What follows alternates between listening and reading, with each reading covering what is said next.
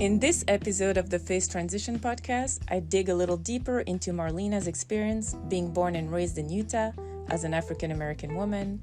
We talk about her experience at BYU, the reaction around her when she left the church. We discuss this year's first lift of the priesthood ban celebration and what transpired from it, the apology hoax that came at the same time, the pressure to conformity which leads to cognitive dissonance, what is her spiritual foundation today, and more. You may occasionally hear her babies in the background because that is real life. I'm grateful that Marlena was willing to open up and share a little more after her Mormon stories. If you want more details about her upbringing and faith crisis, you can listen to her Mormon stories, and I put the link below in the notes. Again, thank you so much for joining me today in the Faith Transition podcast. I really hope you enjoy this candid discussion, and feel free to leave your thoughts and comments in whichever platform you may be listening from.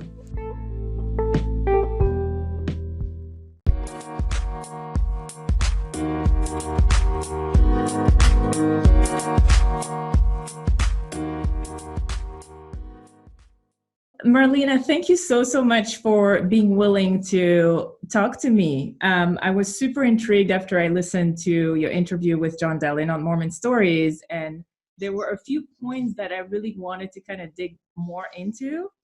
And as you know, as we talked about, and you may have listened to a few of the podcasts I put out, but my goal is really to kind of see where people go from the transition, or as they transition, and what they kind of grab onto in order to rebuild a new foundation, in order to really live their authentic self. What are the things that have helped? And again, it's with the goal of helping those who are transitioning, who may be at earlier phases and kind of need ideas and things, and not to say that everyone is going to have the same journey, because it's different for everyone. But I do think that hearing a story that resonate with what you're living can validate and just kind of give that little push. And I just think there is fascinating things about some of the things you shared. So where I want, and for people who haven't listened to Marlena's Mormon Stories, just I encourage you to go and listen to it so that you can have more of the full story. Basically, it hasn't been that long since you decided to not participate anymore in the Mormon Church, and I would like to know how it's been, like the transition. It appears to me that, and maybe I'm wrong, but that you were never quite in a angry phase.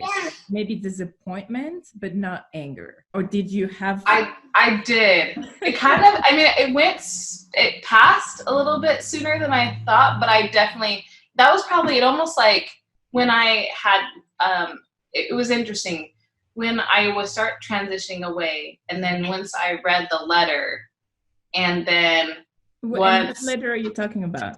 The CS letter. Okay. Even though that didn't really it wasn't the only thing that got me out. It was part of it, but then it was how people treated me after I left as well that factored into some of that angry phase that I went through, and I was upset as to how it was interesting to watch other people process me leaving. And that also triggered other, the anger with figuring things out. But it didn't last very long, but I definitely had that. And then and then after that, it kind of passed into, the sadness. I was, of loss, Of course. And, because I really did enjoy, that world that was created. There was a fairy tale kind of idea towards it, and then it's like finding out that Santa Claus isn't real, Absolutely. And it was just like, oh, okay. Yeah, as long as you don't question anything, it's all good. You just kind of go with the flow, and you're on the boat, and you're just sailing, and you know exactly what should happen, and you're aiming that direction.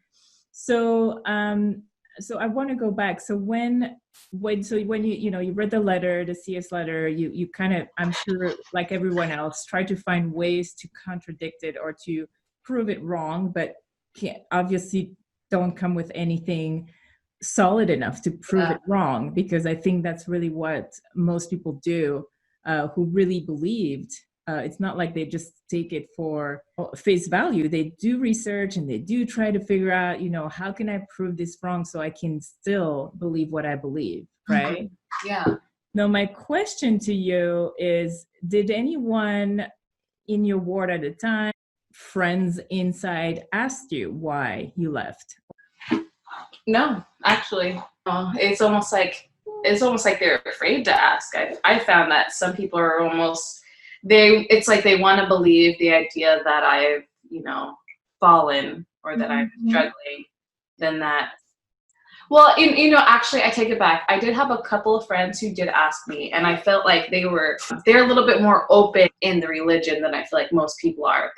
So they did ask me, and they're very supportive and understanding, and knew that, that I really thought this through. They wanted to let me know that this is my story, and I get to kind of decide what they supported me in how I handled the situation. That's really nice. That's very noble. And quite frankly, at my very earlier stage, because I think I fought for a long time, wanting to see changes and wanting people to coexist with different beliefs within the church, which is very, very difficult.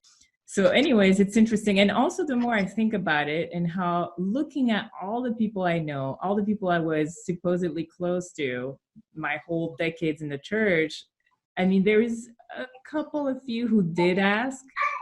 Most said nothing, and a few just come at you with solutions to issues they don't really know what they are. Like they give you talks and they tell you what to do. Yeah. They assume they know instead of simply asking, okay, what's going on? Why did you, and I think that's what made me want to shout a little bit when I left and do the Mormon Stories and do all these articles, because it's like, I don't want anyone to assume why I left. I want them to know exactly why I left, Yeah, I think that's actually why I also felt compelled to do it as well.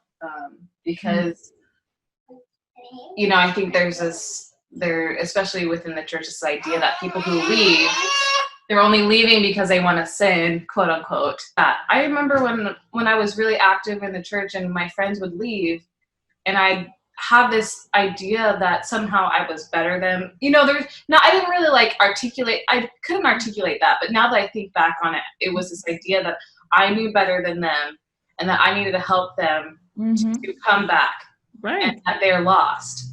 And so because I was there, I knew that a lot of people who I loved and even people I didn't know who were going to think that way, because that's kind of the mentality that we're taught to think. Absolutely. And so I felt like I need to explain myself, because I'm sure there are people who maybe even feel like similar to what I'm going through, to let them know that there's nothing wrong with them. They're not bad. You're not sinning. This is your choice, what we want to do. So, and I feel like it's empowering to have as many voices as possible out there sharing these things, because yes, when you're in the church, you kind of look at people leaving, you hear, there's always rumors, because I remember being in, like, you don't go and ask. It's almost like this unspoken rule that you just don't go and ask. Yeah. But you are curious and you hear rumors and you rely on those rumors. Like, oh, she went off the deep end and she started drinking, and, there was a divorce and this and that. And you hear the stuff and you just go with that. And not that you're going to judge or not judge, but it's a kind of a very limited, sometimes false knowledge, and then you kind of move on. You feel like you need to pray for them and hope they come back and send those little things. So it's very much, I know it comes out of goodness, quote unquote. It's never trying to understand the person. It's trying to save them even when they don't want to be saved. Yeah. It's a very strange thing. And I also think too, deep down, I think there might be a part of some of us who also things that don't add up, and we're not ready to look at those things that don't add up. And so by making all these rumors or those ideas of being the reasons why, it helps make sense for us when we've maybe even had, been like, I don't know if I like this, but you're not ready to look at it. And so it makes it easy when you just blame it on, they're doing the bad, okay. Well, and the reason is you don't question leadership. Yeah. And anything that is even close to what, the leader could have said or what they agree on, even if you don't feel so good about it, you just quickly dismiss your own conscience. You dismiss it to leave room for, it's this unspoken rule, but it is a hard rule. You just will not contradict the prophet or the leaders. That's just not something you do. Right. And again, it was something interesting when John, when I did the Mormon Stories, and he said, so, are you like disagreeing with, the leadership? And I have to think for a second. I'm like, yeah, I am actually. But it's, you have to really give yourself permission to like disagree when, anyways, I don't want to dwell too much on that. But so you were saying that you had listened to like the priesthood celebration last year. And then we had the little, afterwards. So what was, because at that point you still pretty much in, or where were you at when that happened? Well, people would view me, the term as a Jack Mormon. I was kind of like me and my husband at that point, where we would, like in church, we would often be in the back, and the teacher would say something and we'd just be like, that's not true. We're very much like focused on the idea of the higher law versus the lower law, like really studying Christ and realizing that Christ wasn't really a rule follower. So we were kind of like starting to, kind of making a transition. Yeah, exactly. So that's where I was at. Okay, so then that happens, and then did you watch the whole thing? Yeah, I was actually there physically. Oh, you were there. Awesome. Yeah. I mean, the show itself, it was a really cool show. So tell me, what were all your thoughts about it? Yeah, so I actually went with my best friend. She is also African American with her parents. When I went there, it was nice. It was nice to experience that, but at the same time, a little frustrating, like Oaks, when he was speaking. I was a little bit frustrated. Sorry, let me stop you for a minute. So for people who don't know exactly what we're talking about, explain what that was. Okay. Yeah, so it was kind of like a celebration from the priesthood ban that, because now once a priesthood ban was created, Blacks could have the priesthood and, participate in all the temple ordinances and ceremonies. And that was kind of the celebration. Yeah, to kind of the anniversary of allowing that to happen. So even before we go on that, I think even for me, when it came to the idea of Blacks not receiving the priesthood, I have always, ever since I was a little girl, and I think it's because of who my parents were, I have always known that wasn't what God wanted, or I've never like. Yeah, I think I want to say most Black people never bought that. Yeah. So, I mean, I was in Belgium. I wasn't even like fully immersed in like Mormon land. And I'm like, that's just BS. And it really is. Yeah. I never dug into it. Yeah. Later, because that's when I got mad, because I just dismissed it and didn't care. Yeah. Mm-hmm. Yeah, and I knew about Jane Manning and Elijah Abel and all that stuff, and I think that's what helped me to be okay, because I knew that there are other religions that also did similar things. Sure. I mean, there are other religions that taught about the, fence sitters and the curse of Cain. Going to it, I was expecting kind of a little bit more like. So when Oak spoke, that kind of ruined it for me a little bit. But I don't even remember exactly. I was just frustrated because I just wish that he didn't relate. I don't know if he related. I'm trying to remember if he related 9/11 to slavery, or if it was he was relating some other event to slavery that I didn't feel like there was wasn't appropriate whatsoever. Yeah, and even if sure he can have an opinion to believe but it just wasn't appropriate for the situation, because there are people here who are Black who they don't want to hear it. Like anyway, like it just almost was like, this happened, now get over it. That's kind of what the talk felt like. And I am so living in Utah, I'm kind of used to people saying certain things, and so I kind of choose what I allow to get worked over. Yeah. And so I didn't really let that, because I've heard stuff like that all the time. But my friend, when she heard that, she was very upset and left and actually didn't return until the very end.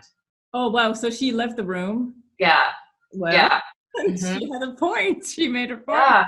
And she was actually, my friend was going through that angry phase of leaving the church, so I wasn't quite there yet. So, if that makes sense. I was still kind of trying to hold on. Yeah. She was kind of like, sorry. I get both of you. Yeah. So, yeah. So my thing with that, of course, that whole letter blew at the same time, right? You remember? Yeah. I should know because he wrote to me too. Who wrote the fake apology? Right.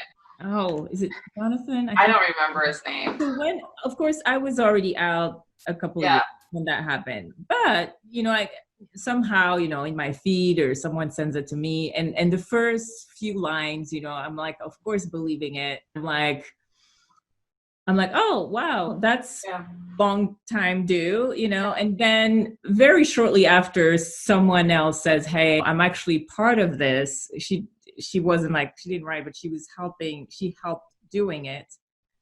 And she's like, it's a hoax. And for me, I wasn't affected as much because I was already out, and I'm like, no wonder it's not real. Like, I'm not surprised. Right. I was hurt for the African American, people African who were hurt. I was hurt for them. I was also not okay with kind of the vitriol sent to, oh my gosh, I want to call him Jonathan, but I wasn't okay with people like tearing him apart, because he also didn't do it to hurt.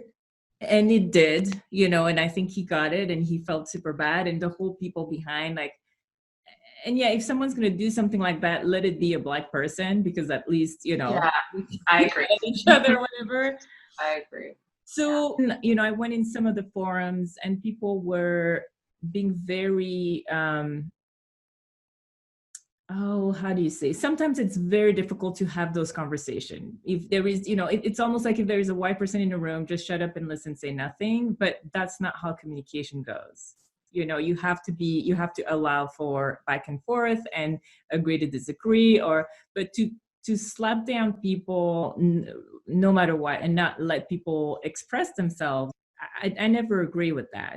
I just want always the communication to be open, because that's the only way to move things forward. Now, sometimes I will tell you the truth. I was a little bit upset with the African American community within the church, because it's like, guys, come on, like, you can't. And again, part of me is like, I've been there, done that. I know exactly how you feel. But the other part is, stop covering up for them, because quite frankly, they don't deserve it, like the leadership. So I'm like, just be courageous. And again, it's wrong of me, because you can't push people into seeing the way you see. People are going to choose to see the way they see, and that's their right and that's their choice. But I have to say that part of me at that time was like, I just wish you would just not giving them so much credit and so much leeway for being jerks, So anyway, it's a very complicated and delicate situation, but at the same time, I do agree that, we do need to respect people's journey, simply, whatever it is they choose, you can't impose, on them. So anyways, so my other question kind of along with that was, what was and is your view of Gladys Knight in the church?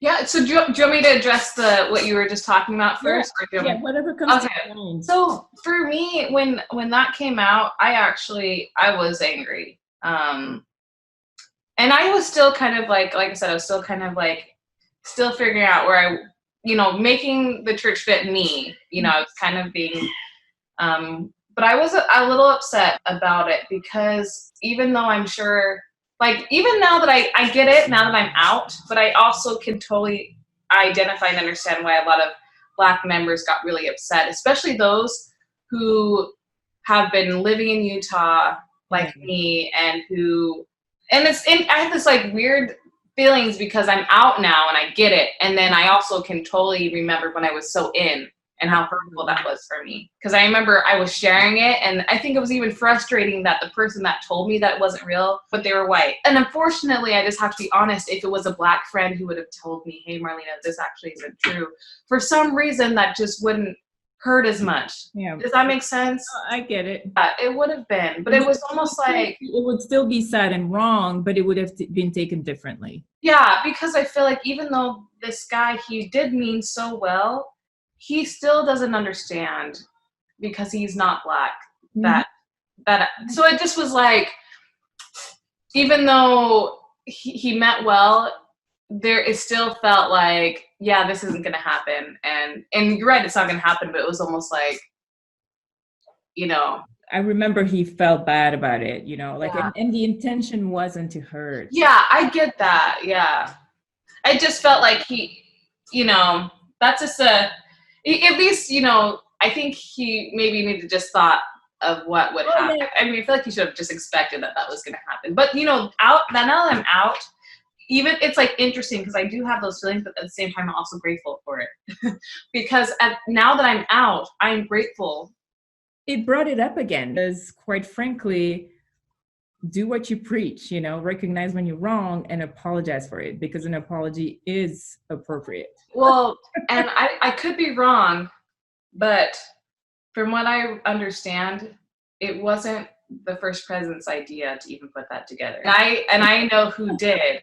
And so that's another thing that, you know, I mean, it wasn't even. Oh yeah, they get the credit, and that doesn't surprise me one bit. And I think I kind of heard that, but it doesn't surprise me. Yeah, and then Gladys Knight, you know, how I feel is I really strongly believe that people need to have their journey. And so, and do you mean just like the fact that she's still at LDS? But I was just curious to know, to find out, what were your feelings like when she joined the church? Yeah, when I was younger, it definitely meant a lot to me because, you know, it's nice to see, you know, a Black face, you know, that's doing something similar to what you're doing, and also somebody that you admire. And I definitely admired her. And like, you know, I even have people, like, I'm even friends with people like, I'm really good friends, and I respect a lot of people who are still active. Because I feel like one thing I think is important to allow people to have their decision, because I still am so grateful that my dad, he didn't tell me or told me to leave the church, and that I was able to come on my own. But that's just me personally. I'm grateful that he didn't be like, you know, you're wrong in your decision, that he honored me in whatever decision that I wanted to do. And so I totally respect anyone, whatever they want to do. You know, there's great people who are still, I mean, and that's just my opinion, you know. Right. The Sisters in Zion, are they still like going with the podcast and whatnot? Like, do you know, so you know them personally? Yeah, they're great. Sandra Brains and Tamu Smith. Yeah. Yeah. I mean, they're out there, like, you know, that, and I'm intrigued, you know, especially, you know, I was super intrigued because you were born and raised there, you know. I mean, I've lived there and served my mission there, and, you know, I felt connection and stuff, but it's different than living there. I mean, that's your home, you know.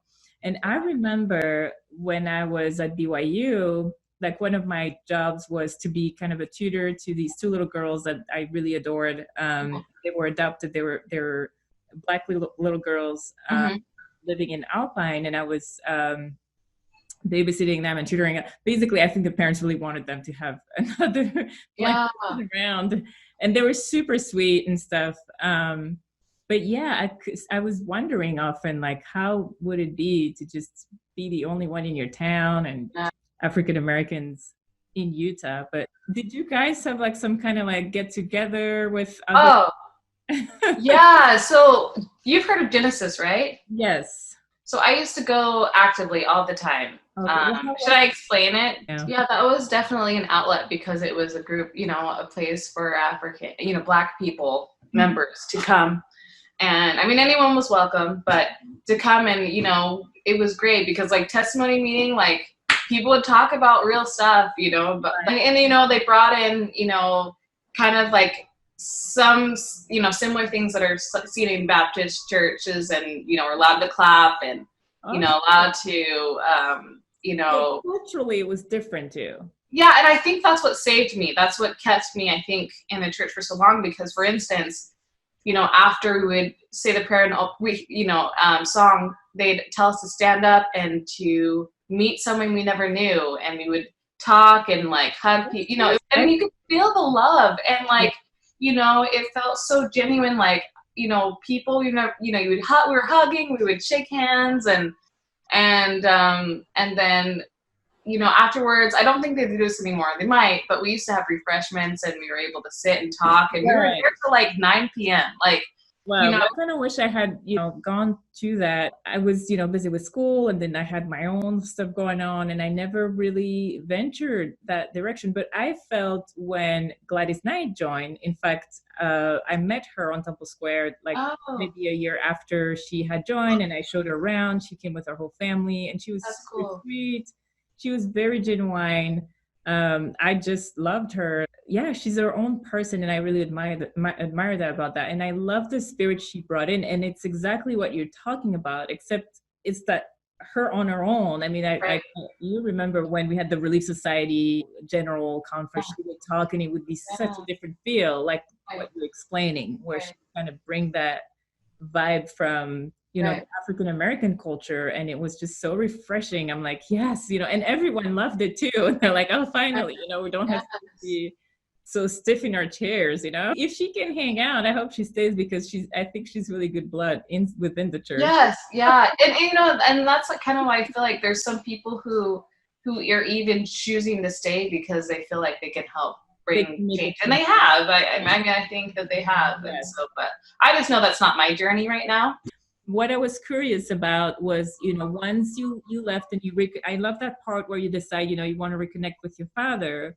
Yeah. He has also a pretty incredible story, and his name alone, I mean, Joe Smith. Is he a Joseph, or is he just a Joe? So he goes by Joe Smith, but I think at the time, his real first name. His real first name is actually, I'm kind of confused. So his mother wanted him to name him Joey. Okay. But they put Joseph on his birth certificate. But technically, because back then, I don't know what they were, how the times, they weren't respectful. They put Joseph, but he was supposed to be Joey. Yeah, they didn't put, it was supposed to be Joey on his birth certificate, but they put Joseph. Mm-hmm. And so, but then he goes by Joe. So it's kind of complicated. He was in Utah, he kind of, probably everyone chuckled. Yeah, Joe Smith, yeah. They just assumed his full, Joseph Smith, Yeah. That is just so funny. But anyway, and that he's a black guy. I love it. Yeah. And people always, it was so funny though, how people were like, that's not his name. Like they thought he was making a joke, probably. Yeah, when I was talking, they would always think I was joking. I'm like, no. His name's Joseph Smith. Yeah. I love it. Yeah. Okay, so once you decide, so again, for the people who haven't heard Marlena's story, just go back to Mormon Stories and listen to the whole thing. And I'm picking up at a point where you say, I guess you're in Georgia, you give it a try, and maybe we'll go back there. But and then you decide to move back to Washington, where your father lives, and you want to reconnect with him after this, you hadn't really been living together for quite a while. Yeah, it was good. And at that time, I was in high school. Mm-hmm. And I was still active, but it was just nice to kind of see his side. And unfortunately, I didn't get to stay with him too long, because that's when I ended up, because he got a job back in Utah. And then because it was my senior year, I moved in with a friend, and her father happened to be a state president. Right, I remember that whole story. Yeah, it was intense. So during that time, I didn't get to reconnect with him as much as I'd like to, but it wasn't until, we did reconnect, but it wasn't until I finally had left the church that I was able to really realize that, because unfortunately, the church, when people leave, you have this idea that they did something wrong or that they're bad, blah, blah, blah. Right.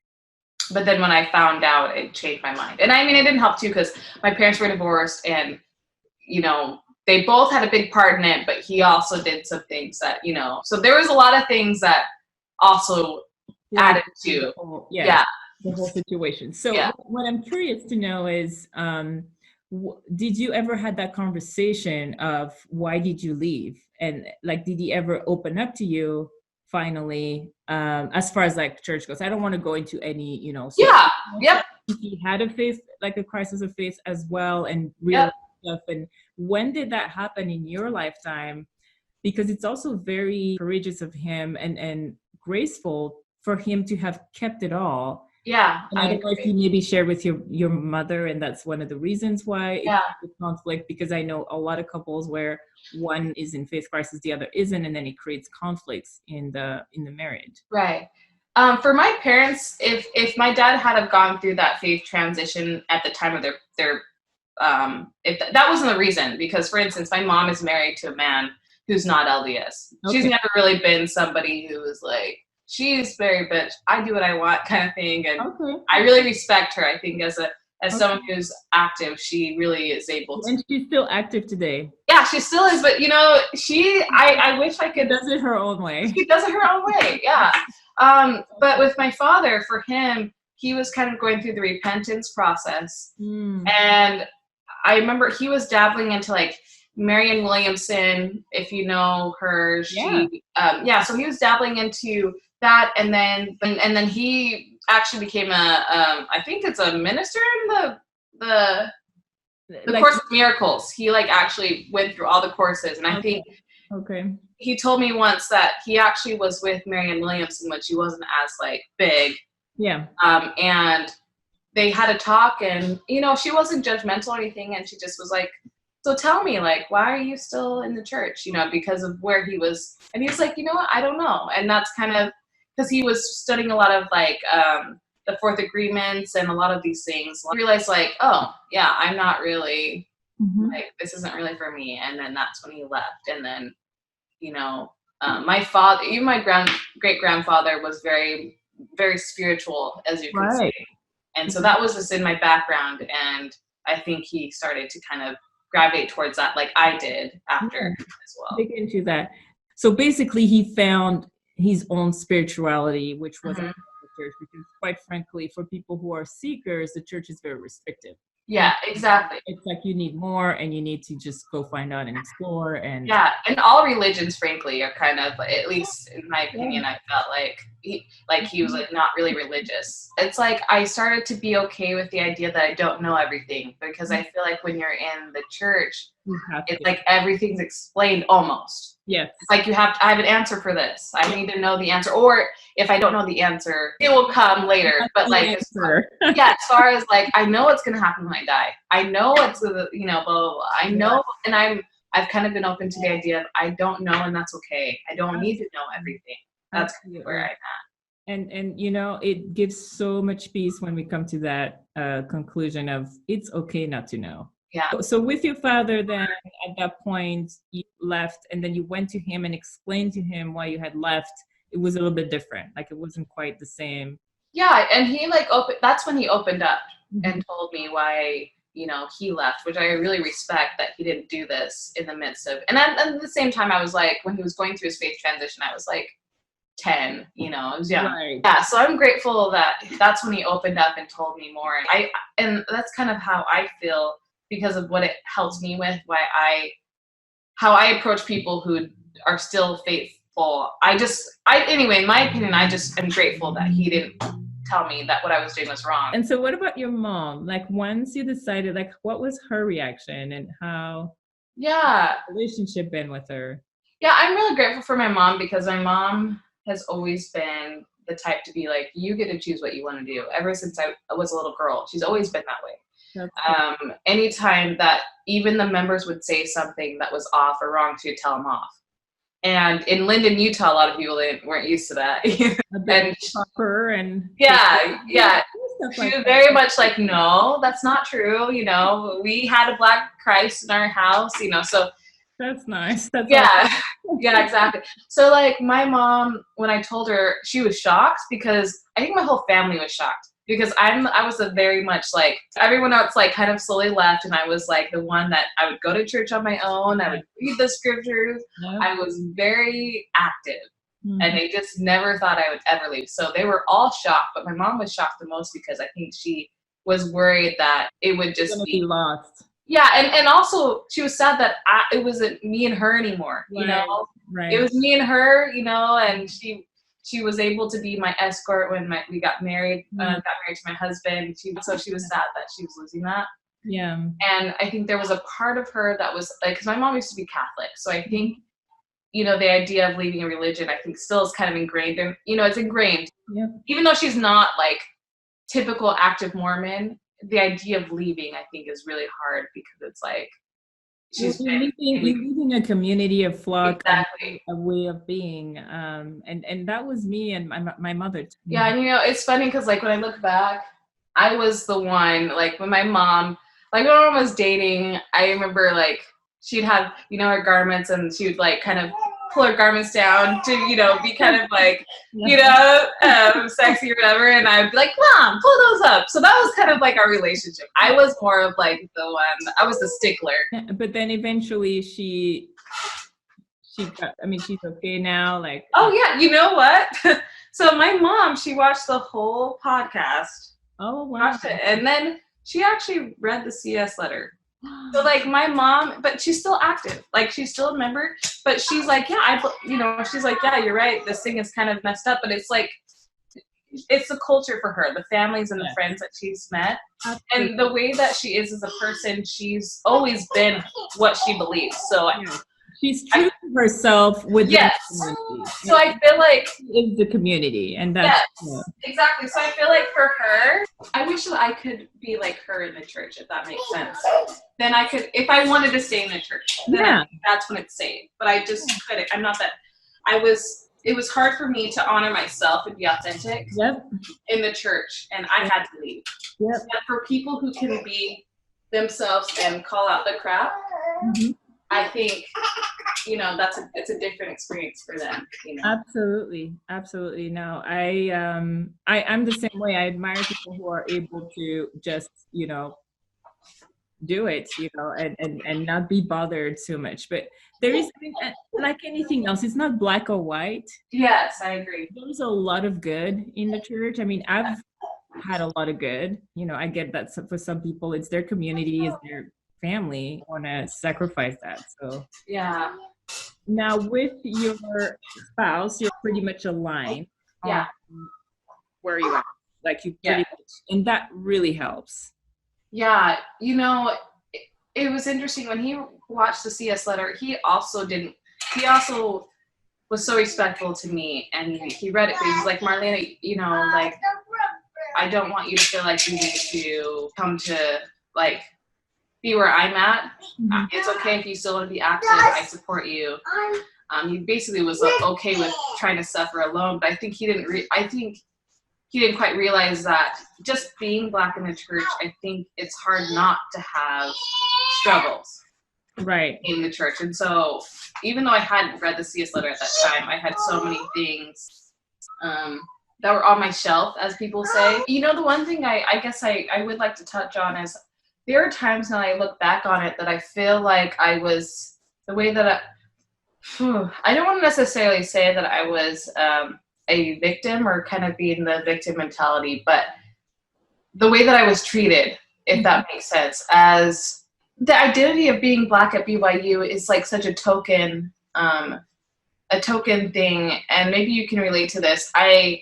I'm grateful that I've gone, but at the same time, I feel like my identity as a Black person and what that means, it was just interesting to experience that at BYU. And I'm like trying to articulate it, but it's kind of hard because I know how I feel, but it's hard to kind of express what, I mean, you know what it was like to be a Black person at BYU. I have to, it's a very interesting dynamic here because for me, you know, I'm a foreigner. So first of all, I'm from Belgium, you know, she has an accent and she speaks different and, you know, she's different. And I'm used to that and I don't care. Right. There's also the whole Mormon thing, because before I went to BYU, I went to college 1 year in Belgium, which is a completely, you know, more like a normal environment with, you know, people getting drunk on the weekend and kind of crazy life, you know. I didn't participate, but that was just a normal student college life. Right. Going from that to clean cut sleep. I'm also from Europe, where most people don't even know what Mormon is, you know. Young people have sex and they drink and they, you know, and it's not a big deal. And I don't know, it's just compared to that, being at BYU is such a clean, you know, where I actually felt comfortable because that was my lifestyle. Yeah, for sure. But yes, so the difference for me was people were actually treating me like a little, like, and I say that in my Mormon Stories interview, that like the professor, they were like making sure I was feeling included, you know, because I was like, going out of their way to say hello or, you know, like not treating me, but that too is, you know, Like, just treat me the same as everybody else. Like, I don't need that extra, attention. Right. But I can also see how, and this is me with my, again, foreigner perspective, but also Black person, and having learned, through, I've been in the US for over 20 years on and off. But had I gone to like a African American university, it would have been different. And I think maybe that's what you're feeling too, that I could have had something culturally more enriching. Yeah, I think the hardest thing was like dating was kind of, I mean, it was good, but also hard. Dating was kind of difficult. It made me laugh when you talk about that in Mormon Stories. Well, how people try to set you up, and then, of course, a guy who served in Africa. Like, I had the same thing. Like, I was always trying to be put on blind date with the one Black guy that who knows who knew. It's right. Like, okay, so because we have the same skin color, we're gonna get along, really. Right. Yeah, and it's like this mentality that I don't think people realize, but you can feel it. It's like, for some reason deep down, these people who you love and are friends, but they feel like that you're different. Mm-hmm. There's still this idea that you're different, and that in order for you need to be with this person, even though, hey, yeah, I mean, anyone can be with who they want to be with, but the idea that this is where you belong. Yeah. And it's like, I don't two Black people, let's put them together. Right, exactly. And like, I could feel that, and that hurt. But I don't think I realized what was going on until like when I went on my civil rights trip, and then also when I started to really understand, what is going on here, because it's like anyway, but then I just experienced that a lot, and I was kind of used to it, and so I was kind of numb to it. But it's still not right, and I get that. Yeah, exactly. Mm-hmm. And it wasn't until like I left BYU that I realized, oh crap, like that's not really cool. Like, yeah, I dealt with it, but it was hurtful to me as a person. Yes. Like, I there were the phase where I was always trying to be like them, Even when it came to my hair, like I wasn't respectful towards my hair. Like I was trying to like straighten them, which I do, but it's really because I'm super lazy. Like I try to let it go and like be natural. And maybe I will at one point, but I seriously am so lazy. I have to do it because I'm like, I totally get that. But I'm like, because like the thing was, if I straighten my hair for me, that's a totally different situation. Mm-hmm. But I did it for them. I did not look too ethnic. Yes. So looking back, you wish you had been more yourself, basically. Yes, I wish, I was actually I was outgoing, but I was also shy in a way. Like yeah, like now that it's interesting, since I've left the church, I've been more me authentically, and I realized like, I like to have fun, but that was one thing that I didn't allow myself to do because I tried. Okay, how do I say this? There are so many stereotypes, and for a lot of people who don't know other cultures or they haven't met other people of different races, they have this idea of what Black means. Right. And so I tried so hard not to be that because it was like reinforce the stereotypes. Yeah, exactly. And it was also, Black was also, I know people didn't say this or articulate it, but it was almost like it was bad. Mm. It was like, oh, I'm interested in the troublemaker kind of idea. So I'm gonna I want to see what that's like. Yeah. No, I'm interested for the wrong reasons. Exactly. Mm-hmm. And even like, I wouldn't allow myself to listen to rap music, anything that meant like what people saw was Black. I tried so hard to be like, no, I am Marlena. I'm not going to be a stereotype, and I'm going to do everything that you think that I shouldn't, but I'm not. Yeah. No, I get it.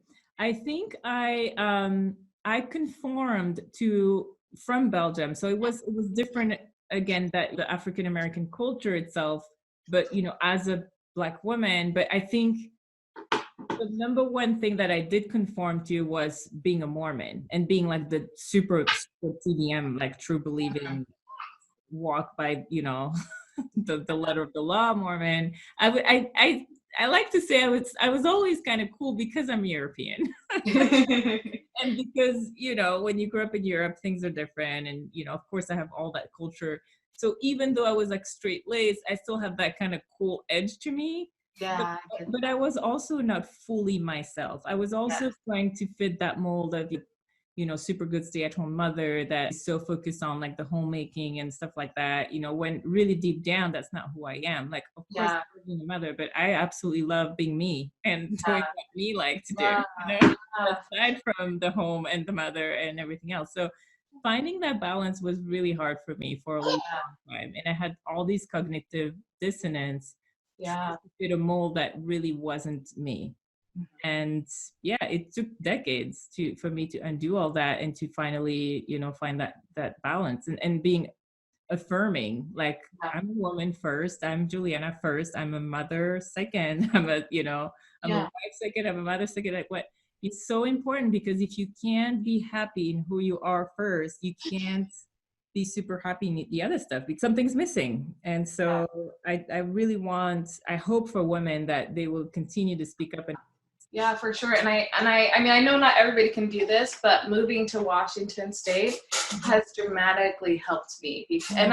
So my aunt lives underneath too, and it's just been so great to have a clean slate for a minute, because I feel, and maybe this is just me, but I think deep down, there's something about being raised in the church where you are so concerned about what other people think, because you are also concerned about what, when people do something wrong, it's your business too. So it's like, it's interesting, how much that affected me, especially when I left, feeling kind of controlled, even though I'm not, but by other people's opinions of what I'm doing. You have to free yourself from that, and it takes a while. People already assumed I was a convert because I was Black. It's like I never could be like, no, I'm born and raised, and they wouldn't assume. I was like, I never could be like, no, I'm one of you guys. No, you're a convert. Not that, I mean, I'm not saying I'm being a convert is bad, or it's just like, you are what you are. Like, I mean, I'm my family's convert. I mean, I grew up in the church. I was 4 when my mother joined, so pretty much 4 years short of being born in the church. But yeah, it is what it is. Yes, and I feel like that is one of the most frustrating things, is assumptions. But the funny thing is, after leaving, it was like, oh, people already assume I'm either a convert or I'm not a member anyway. So it's kind of like, I went to a Target with, I wasn't wearing my garments, and it was like the first time I was like, oh, okay, like the reactions aren't that different, to me. That has been ingrained in us as members, that everyone is watching out for you. The devil, God himself. So you better make sure you do things right, because you are being watched. Somebody's watching at all. Somebody's watching you at all times. And I think even that's why I feel like, because I can relate. I have a lot of friends who've left who feel the same way. Why there's this idea of being afraid of what people see, or assuming that they're talking about you. Or that, and it's really like, it's in your own head. I kind of want to go into what has been most helpful. Like, I love at the end of Mormon Stories when you say, and I haven't even read the Bible like in a long time. Like, I don't really care to, like, it's not about belief or not believing. It's, for me, it's, I've read it so many times, I went to seminary institute, blah, blah, blah, blah, blah. Now I know what's in there, just take the good and do it. But I do like how you interpreted the scripture that says, be still and know that I am God. That you said, the God is me. Wow, that just blew my mind. I'm like, wow, that's just, I never thought of it that way. But yeah, we are kind of gods, ourselves, and believe in ourselves and go inside ourselves to find the answers. And so how did you came up with that, and what does it mean to you? Yeah, well, I've been reading a lot about, I don't know if you heard this book called Conversations with God. I bought that book when I was still very active, not knowing what was going to be in the book. Who wrote that? Because it sounds familiar. I don't remember. Oh, is it Neil deGrasse Tyson? Yes. Okay. I think so. Yeah, I read that book, and actually that was one of the first books my dad read when he left as well, which I thought was so fascinating that we were reading the same books in our transition. Nice. And in it kind of, and I'm not saying I got the idea from this book, but it kind of helped solidify it. It's just this idea that we are in control. And it's like, I've even heard of like, you're the master of your ship. You are the, things like that I've kind of like have been swirling around me. And before I left the church, I was involved in a lot of self-help. And when I was learning how to heal a lot of my emotional trauma through these techniques, that's when I started to realize, wait, what about the atonement? If I'm able to kind of help myself, then I was like, why do we need the atonement? And I was like, and then the more I would study Christ, I realized he never wants this. If Christ was real, and I still believe in the consciousness of Christ, I think like the idea of Christ is a great thing. As I've been studying him, it doesn't seem like he would ever want someone to A, worship him, and B, it seemed as he was talking that he wanted us to be like him, like literally be like him, and that we have the power to create our own worlds and to make our own perspectives. And as I've been reading books like the Fifth Agreement, the Fourth Agreement, a lot of those books, it talks about how we create our worlds, and what I see is going to be different than what you see based on your experiences. Right. And what I choose to focus on is what I'm going to see. And with that idea, I found that I believe that we do have the power to shape our worlds, and that at the same time, like the idea of be still and know that we are God. It's like that we're all of great worth, and that's something I is really important to me. In fact, I did some artwork on that. So the Course in Miracles, the Conversation with God, and there's like 4 of those books. Also, Sacred Woman. Have you heard of Queen Afua? That one. Woman, I'm gonna have to look into that. Yeah, particularly with me trying to kind of reconnect with my African roots, because that's something that as I've been kind of figuring out, like, what is it? I want to connect with my ancestry, so I've been looking into that. Basically, because I do believe, with that knowledge we seek, we are able to rebuild that foundation after. Yeah, for sure. And decide what is it am I going to believe in, like for example with your children, and that would be my next question. Where do you find your morals now? How are you going to raise your children? What's important for you to them? I think important thing for me is I want to expose my children with different people and to allow them to know that they're all important regardless of what they believe, that everyone is entitled to their beliefs. That is their right. And that to respect that. One thing, I think is really, I'm happy they're quite social. They're not very shy children, and I'm grateful. I mean, not that is a problem, but just because of that fact, they are willing to go up to all different types of people, and they're already open. They came very open to the world. Yes, they're already very open to the world, and I want to continue that. And I also want to respect whatever they decide to do. I'm not gonna keep them if one day they decide that they want to join the church. I'm not gonna keep them from it. I'm gonna tell them what I believe, and I tell them what was my choice, and be very open. But if they ever choose, I will support them whatever choice they make. And I think the reason I've been so adamant is because that's what my parents did for me, and it made the world for me that my parents did that for me. I think we both said it, you can't make anyone believe something. And I've just been really respectful. Like, yes, they're children, but at the same time allowing them to make their own choices, which is appropriate for their age, obviously. Absolutely. I mean, they're little babies, but yes. Also a lot I also am respectful to,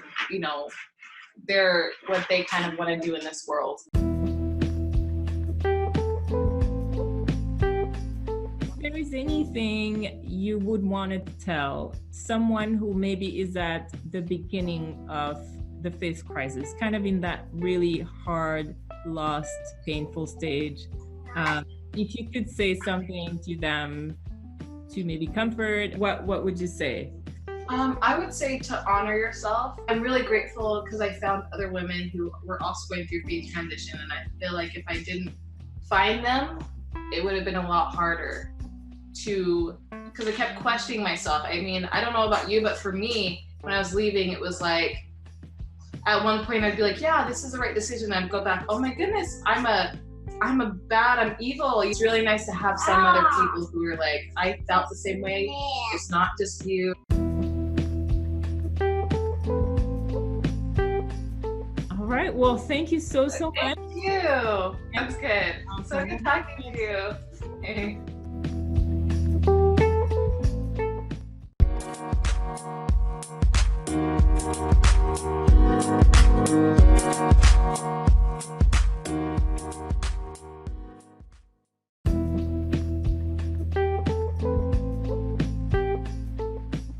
Thank you for joining me today. I hope you really enjoyed this episode.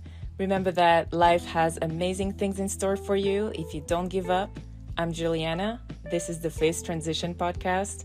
I will see you next time.